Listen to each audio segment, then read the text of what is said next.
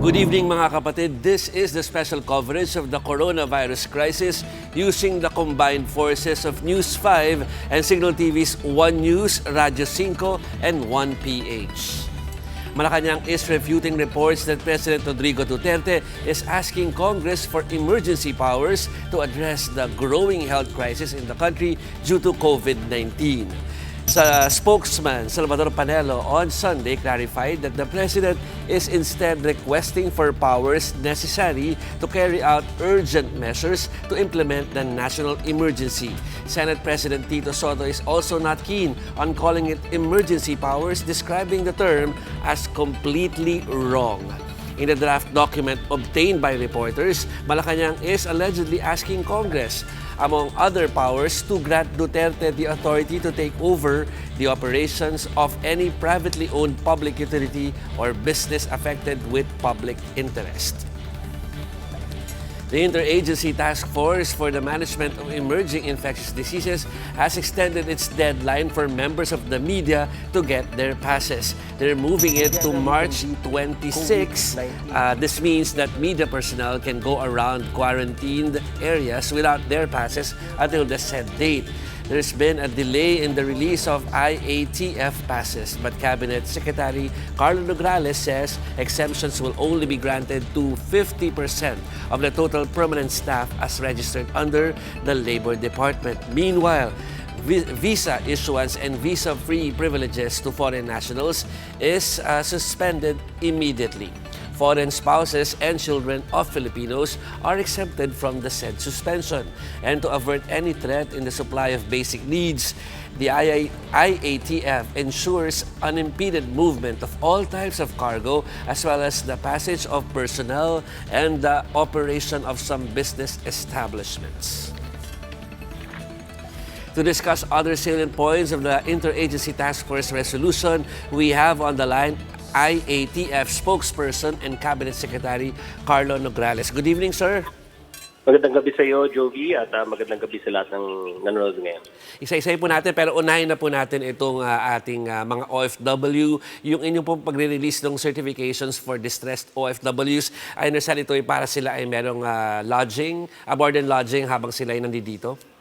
Yes, if you remember, yung earlier resolution natin ay binigyan natin, sinabihan natin lahat ng mga hotels to close down their establishments, pero nagbigay po tayo ng exemptions. So with this new resolution, isinama na po natin as part of the exemption ang distressed OFWs. Pero dapat meron po itong coordination with the OWA, the DFA, the DOT, and the Department of Health. Okay, Secretary Nograles, punta naman po tayo doon sa delivery ng food dito sa papasok ng Metro Manila. No? So nakita natin sa mga report ng mga teams namin doon sa mga choke points na meron ng fast lane, tapos parang mas mabilis na yung daloy nung dating ng mga delivery. Pero meron pa ba kayong mga narinig na balita na nagkakaproblema pa? Well, siguro anecdotal lang, nagkakaroon tayo ng problema with some LGUs, kaya minabuti po namin naklaruhin ito sa aming pinakabagong resolution, no? Na nakalagay po dito na the policy of the unhampered flow of cargoes is a nationwide policy that must be strictly followed in all LGUs nationwide. So kasama na nga po dito yung mga LGUs ng Visayas at ng Mindanao and of course ang Luzon, no? So para klaro na all cargoes, no, food and non-food, wala na tayong classification, no? All cargoes po 'yan in all LGUs nationwide. So kung meron po mga LGUs na gumagawa ng checkpoint or wini-withhold po yung transportation ng mga cargoes to and from or across their respective localities, pwede po bang wag na po natin harangan or harangin yung mga cargoes na dumadaan po sa ating mga LGUs. Okay, sir, sa BPO industry naman po tayo, binigyan nyo sila ng extension do sa deadline para mag-prepare sila for work arrangements. Ang ibig mong sabihin nito ay palit oras, palit lugar, ganun po ba? Nagkakaroon kasi tayo ng some concerns from the other BPOs na they want to do this, they want to prepare their BPOs or their establishments as temporary accommodations for their workers. But they have to transfer yung mga computers, yung mga kagamitan nila. But they were asking for extension. So we extended it until 11:59 today. Pero meron naman kaming assurance. They gave us naman the assurance. They just needed this whole weekend para ma-transfer lang nila yung mga kagamitan nila. Yung kagamitan lalagay doon sa, yung iba work from home, home, tapos yung iba naman ay kukuha ng mga condo units siguro at doon nila ililipat para mas safe sila doon. Idadamay ko na po, although alam natin na may ban na doon sa na yun. Yung mga pogo po, meron mga reports sa mga, at least sa mga condominium dito sa paligid po ng TV5 na iba ay nagtatangka na magpasok ng mga computer nila. Damay ba sila dyan o hindi sila dapat na gumagaya doon katulad sa BPO? Hindi po sila dapat mag-function or tumuloy sa kanilang operations kasi ang earlier pronouncements po natin ay pinagbabawal po natin yung operations ng POGO during this enhanced community quarantine period. Okay, noted po yan na Secretary Nograles. Pero sa panghuli po, yung tukol dun sa PCO ID, siyempre lahat tayo, kami mga taga rito ay concerned dyan. So, nag-extend. Sure na po ba yung March 28? At syempre, i-note na 26, Tapos yung note doon na 50% ng workforce at least yung pwede yung pagbigyan.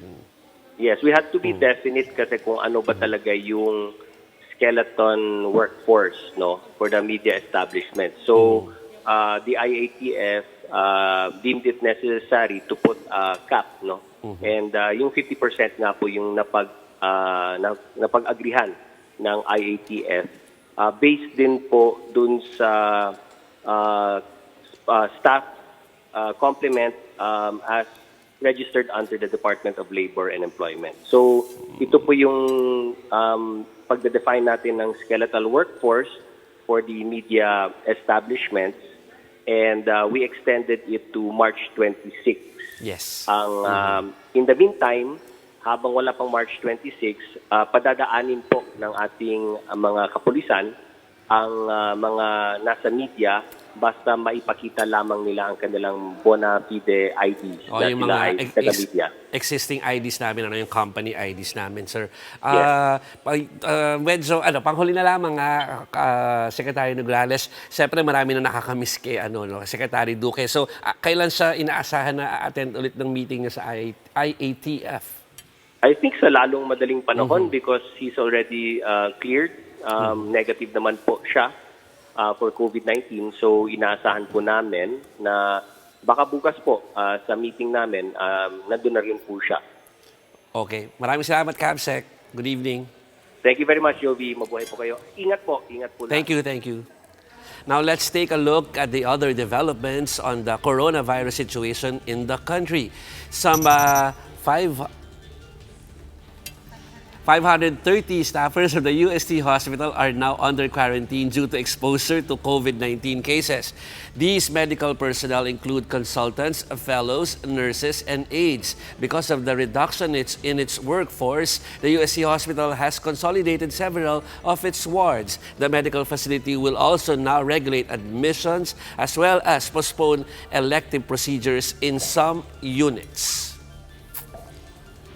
Basilan is not on a lockdown. Instead, according to Governor Jim Saliman, the province is under a state of public health emergency.